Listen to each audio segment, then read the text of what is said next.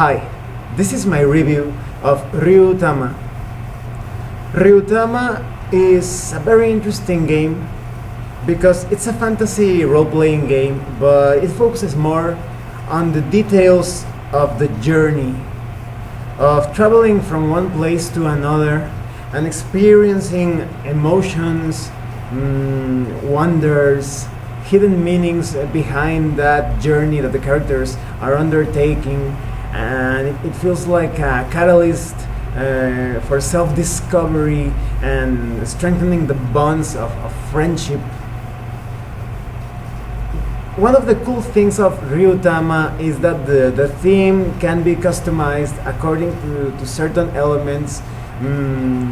Mostly the game master's choice of a very special and powerful character that I will talk about in a few minutes. And well, let's talk about the quality of the PDF. Well, the quality is pretty good, however, it's a bit disappointing that it took so much time to come out. This game was delayed for editing reasons. I was one of the Kickstarter backers, so it felt a bit more disappointing. And I thought, even though they put all that effort in editing, there were still some errors in the PDF. For example, let's go to success checks. That's page 93. Just at the beginning it says, a spellcaster may cast a spell that affects the roll. Affects the roll? I think it should be affects the roll because it's having it's modifying the roll rather than affecting or making the roll. It's modifying a roll that you are already doing. It should be a spell that affects the roll instead of affecting a roll. That's just a bit nonsensical in my opinion. I've seen this mistake in several other things, video games and pen and paper RPGs, and so it's still a bit like annoying that they start confusing effect with effect. Effect is like a special effect. It's something that's being produced, but here this is not something that's being produced. It's a die roll that's being modified. It's being affected by something. Now, the other error that I could find was on page 128 in the intro replay 2. This is an example of how to play the game. There is a character named Leo, but here they write the name Leo, and that sounds a bit weird. It's obviously a typo. And another mistake that I found was in, let me see if I can find it. Ah, yes, here it is. Page 102 is the flow of journey checks. In point 3, there is a cat icon being placed over a part of the text, and you really can't see what's written behind because it says one other person may provide support, and then it's the cat icon is placed over it. So well, you can guess some the meaning behind it. You understand the context, but it's still a bit annoying. But I think there were a few other mistakes. I don't remember them right now, but besides that, the PDF is very well done. It has a cool layout. It feels a bit like a Japanese children's book. You have all these cute icons and illustrations, and not too many illustrations, just enough to give you the flavor of the theme of the game. And the instructions are pretty easy to understand. You really know how to play the game after just reading the PDF once. Perhaps at times it gets too ahead of itself.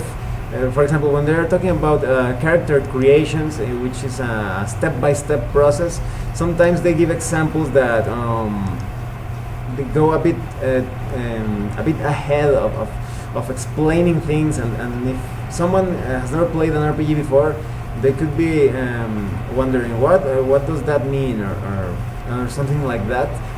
But other than that, the PDF is pretty good.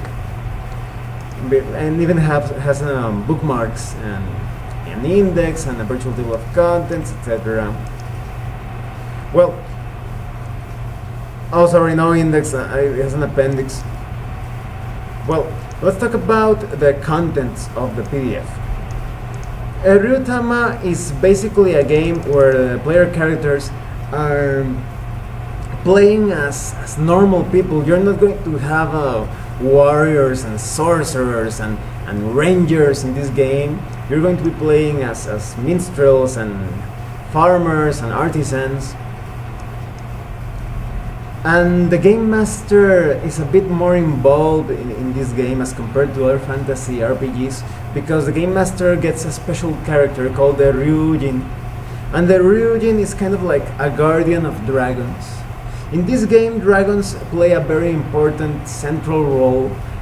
There are seasonal dragons that represent and empower the elements of nature and creation. And these Ryujin are kind of like the caretakers of those dragons. And those dragons eat adventures, they eat travel logs, that is the records or logbooks that the Ryujin is keeping of the adventures that the characters are carrying out, or anything that they are doing that represents a sort of like a journey of wonder and danger.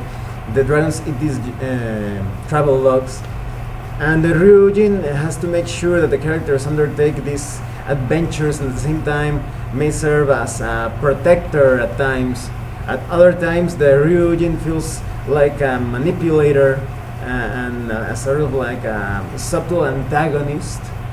So it's basically like a love and hate relationship, kind of like the relationship you usually have with your dungeon master or game master. And well, when the players create their characters, they have a variety of classes to choose from. They have minstrel, they also have merchant, they have hunter, healer, farmer, artisan, noble, and each of these classes does what you expect each class to do. So for example, a farmer is pretty good handling animals, and it's also because of his healthy lifestyle of working the fields and such, he's quite healthy and robust, and he also has side jobs, so it's a pretty flexible class. And then we have the noble, who is very knowledgeable in etiquette, but the noble is also very skilled in the use of weaponry. However, it's important to remember that in this game, characters aren't the best combatants. This is not a game about invincible warriors. This is a game of common folk making a journey from one place to another. So, compared to other fantasy RPG role-playing games, these classes don't feel as powerful, but that's not the purpose of this game. This is a game that focuses more on role-playing a simple life in an extraordinary or fantastic environment. You also have a choice of types. So for example, maybe you have a healer, and you say, oh, a healer is expected to heal and be knowledgeable about healing herbs and such. But if you choose the attack type, your healer will also become a fairly decent fighter. You could choose the technical type to be a sort of like not exactly, but like a rogue character, a character that is more proficient on different skills, about a variety of skills. And you also have a magic type if you want to cast spells, which are could be incantations or seasonal magic, which is magic based on different seasons.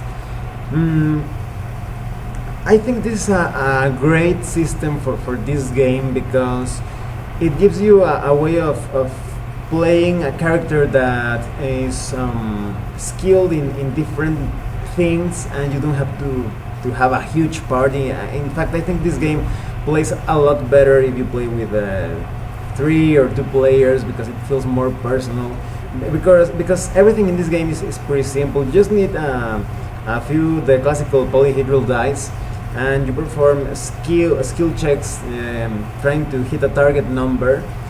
sometimes you usually roll a pair of dice, and depending on your stats, so maybe you have to, for example, for an etiquette test, you have to roll your dexterity and intelligence. So let's say you have a d6 of dexterity and a d8 of intelligence. You roll a d6 and a d8, and you get the total result and see if you can hit a target number. It's a pretty simple system, and almost everything focuses on traveling and on keeping your characters healthy, comfy, and well fed. If you're traveling across a swamp without taking proper rest and having food and I don't know, making sure your character is as comfortable as possible, your condition may suffer for it, because each day you have to check your condition. And so, for example, maybe if you have been eating well and sleeping early, your character is going to wake up feeling great and performing extra better in that day.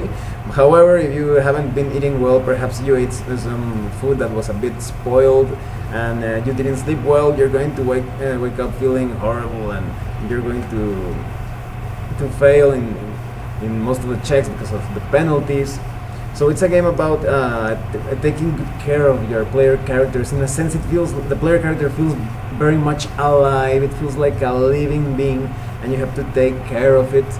And you're also looking to get the best gear and taking a bath when possible.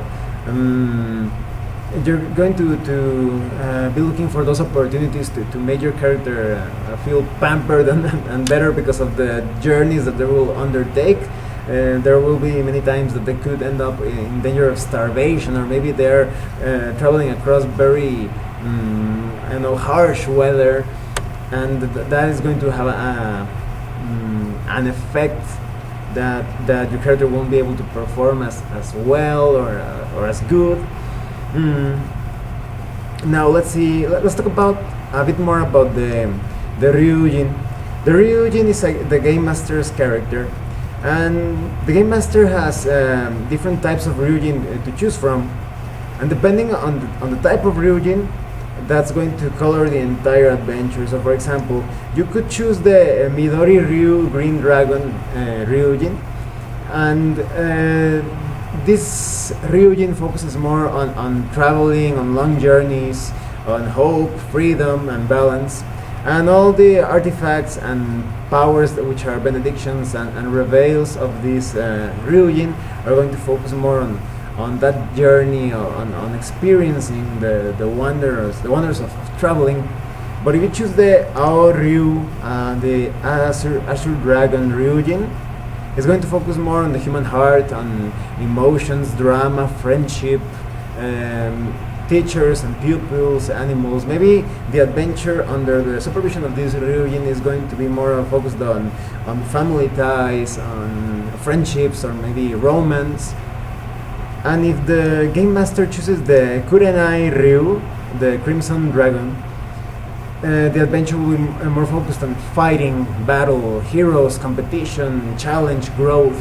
It's going to be a bit more action-packed. However, as I was telling you, this is not exactly a game of epic heroes. This is a game of everyday folk that try to get from one place to another. Now, if you choose the Kuro Ryu Black Dragon, then the game is going to be a bit darker and more gritty, because the Kuro Ryu has the domain of intrigue, betrayal, solving mysteries, assassination, tragedy, madness. So expect your game to be more diabolic or Machiavellic. There are going to be a lot of betrayals and intrigue, kind of like Game of Thrones, let's say. So depending on that Ryujin, the adventure is going to change, or the campaign. And the Ryujin will also level up.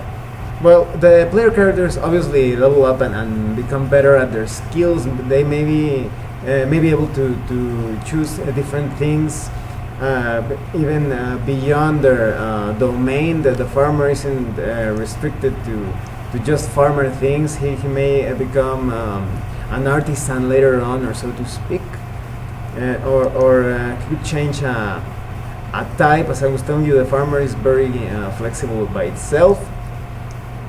So the advancement in this game feels a bit like multi-classing.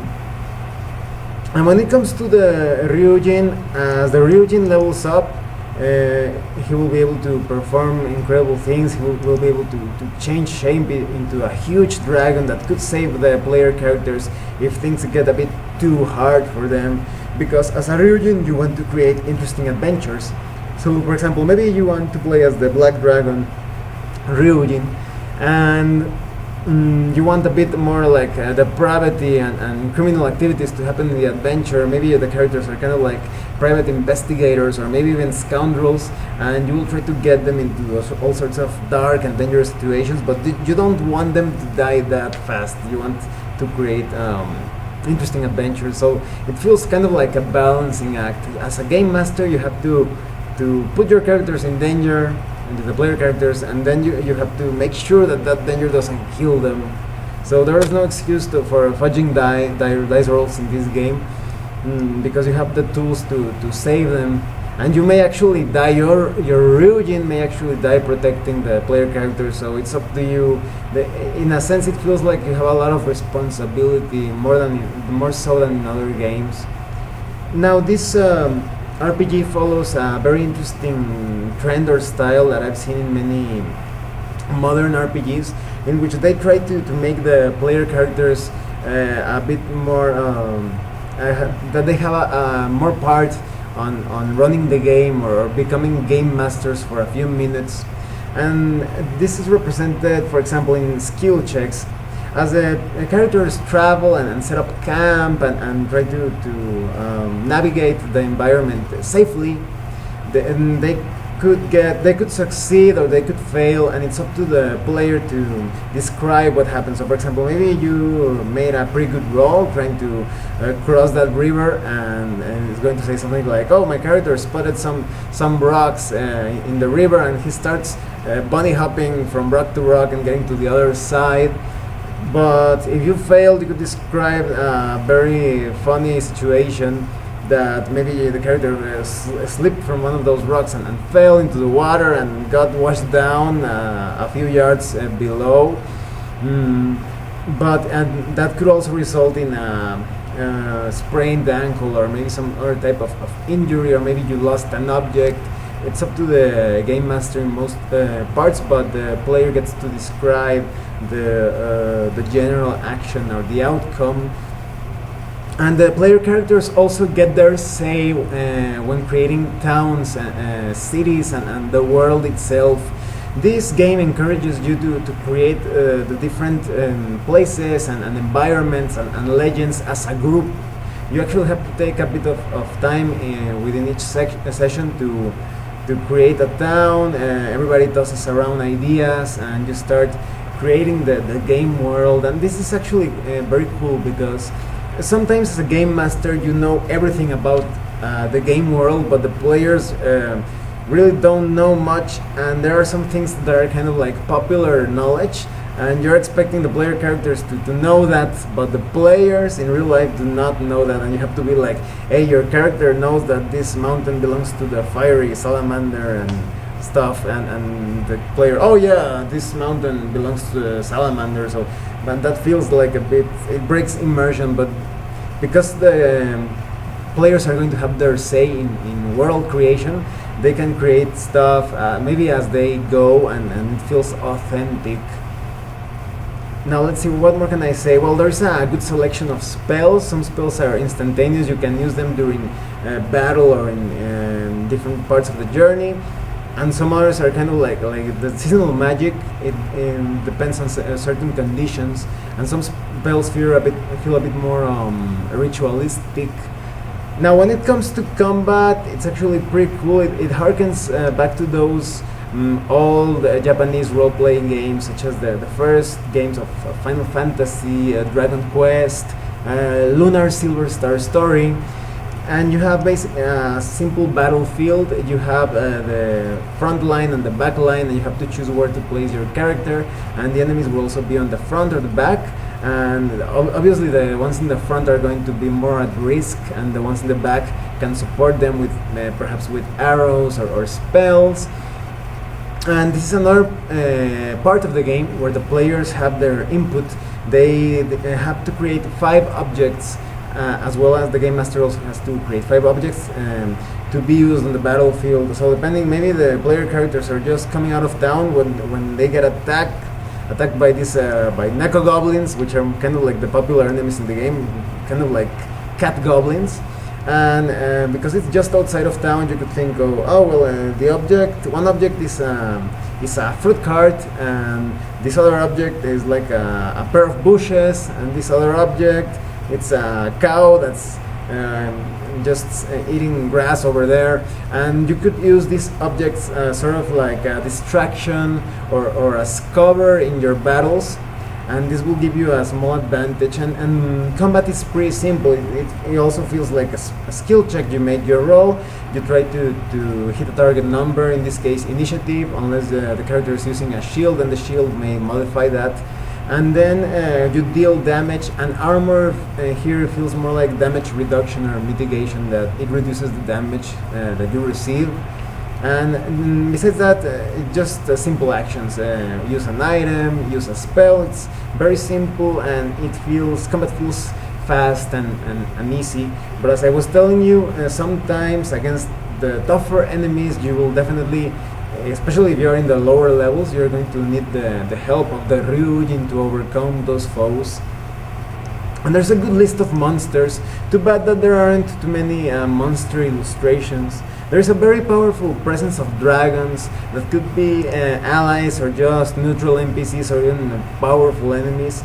But you have stable fantasy enemies such as cockatrice, giant ants, anaconda, hungry mole, and you have some very JRPG or Japanese role-playing game type of monsters like the Neko goblins.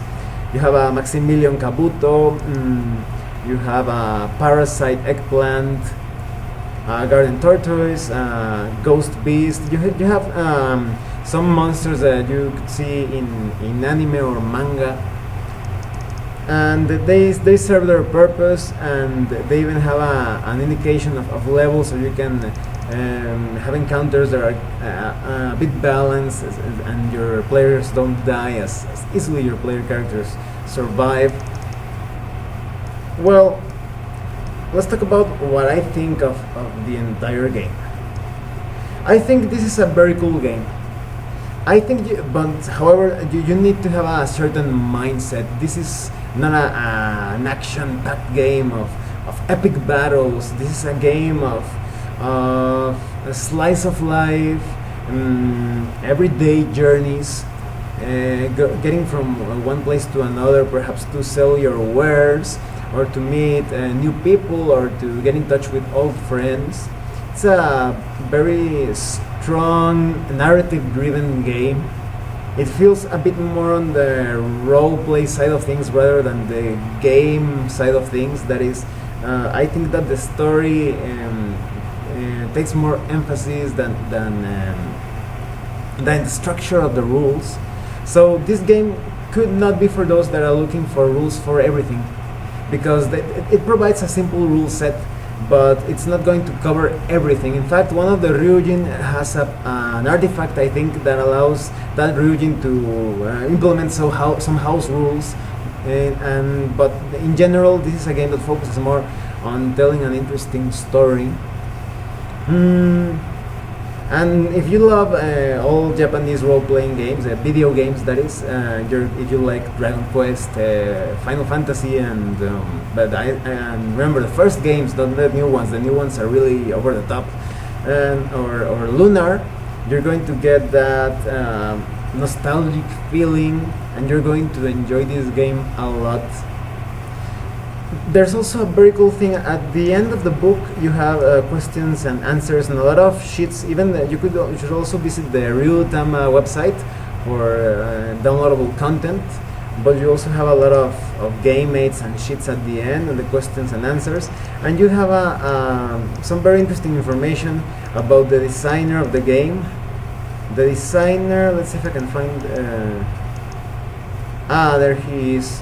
The designer of this game is Atsuhiro Okada, and apparently he has one of the greatest jobs on this planet. He is a professional game master in a cafe called the Table Talk Cafe Daydream in Tokyo. He's a professional game master, and he actually created this game based on his experience as a professional game master, because he felt like he wasn't as involved in the game as his players. He wanted to create some sort of mechanic to feel like a player, and he came out with this game and the concept of Ryujin, of the Dragon Caretakers.